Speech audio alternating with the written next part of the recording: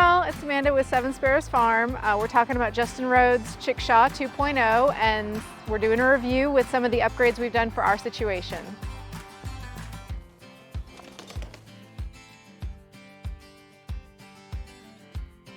So we built this chicken tractor pretty much to Justin's specifications.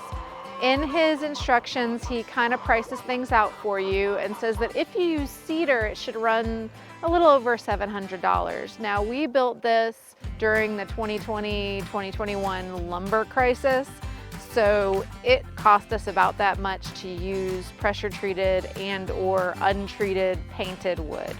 I don't know what it'll cost you. I will say, however, that the one thing that is totally worth investing in is these wheels. These are the wheels that are linked in his instructions, and initially we used smaller wheels. They were so much harder to deal with. Pay for the wheels, find them, wait for them if you have to, but get these flat-free, large wheels. They are worth it. This coop is extremely secure once it's shut up at night, but we do use the Premier One poultry netting. We have a 100-foot roll that goes around the whole setup that we move every 3 days. And we have the IntelliShock 60 charger, solar charger, that's been wonderful. In the Justin Rhodes Chickshaw 2.0 plan, he has the back of the coop open like this. And the reason he has that is he has essentially a shelf right here that the nesting boxes sit on. And you can pull out the nesting boxes and just grab your eggs. It sounded super convenient and we loved the idea, but unfortunately it didn't work out the way that we had planned. They weren't really stable, and either they shifted in and fell and left a gap, or they fell out, or something went wrong, and the girls just didn't find them very secure, so they ended up laying elsewhere. In addition, at night, the nesting box was all there was blocking this opening. And since they could be pushed in so easily, we just didn't feel like they were very secure. So we went ahead and put them on the ground or the bottom of the coop, and we just secured them with zip ties so they don't shift around at all. So we line them with shavings. We do that about once a week, and that helps to give the girls the nest feel. But it still is the self-cleaning nesting box that Justin talks about, because the shavings can fall through the bottom, as can any poop or anything like that. To deal with this opening, we ended up building this door. It's just framed out of 2x2s, and then we use these hook and eye closures to close it up, and just, you know, a simple little opening and hinges and whatnot. It's secure, it keeps it closed, it gives them some light. We like it.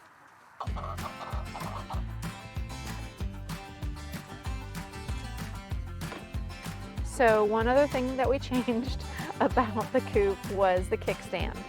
In the original design, the hinge moved this way, so it would hinge up on the framing there. And we found that if the kids forgot to put it up before they moved the coop, that we would end up breaking the hinge. So we changed it so the hinge moves this way. That way we can hook it up on the outside of the coop. But if we forget to move it, it just kind of trails behind and it doesn't bother anything or damage anything. So everybody has a different waterer setup. Ours is really simple. It's just a simple waterer on a hook that you see on the front. We chose to mount it there so that it provided a little bit of counterbalance to the whole rickshaw setup. It's also really convenient for the girls. So after building the coop as specified, the coop is meant to have them roosting on the crossbars at the bottom of the coop, but we realized that chickens want to roost high. Their instinct is to roost as high as they can to get away from predators. So that meant that the chickens wanted to roost in the nesting boxes, which made for very messy nesting boxes, despite our best efforts. So we built these roosts on the crossbars of the framing, and they love it. They roost there every night and they're doing well with it. And an added benefit is that they are not pooping in their nesting boxes, which makes for much cleaner eggs. So we use this container for their supplements. We just use grit and their calcium supplement. Right now their calcium is just their eggshells. We'll transition to oyster shells in the future if we need to. Well, that's all for today. Thanks for watching the video. Hope you enjoyed it and got something out of it. If you have any questions about our coop or our setup, feel free to leave those in the comments below.